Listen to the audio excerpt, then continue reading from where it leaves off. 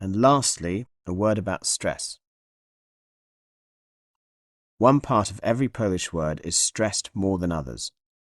In the vast majority of cases, this is the syllable before the last, the penultimate syllable.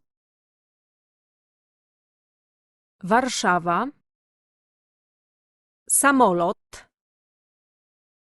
paszport, Maria. There are a few exceptions. In some words of Latin or Greek origin, the stress usually follows on the third last syllable. Muzyka, Ameryka, uniwersytet.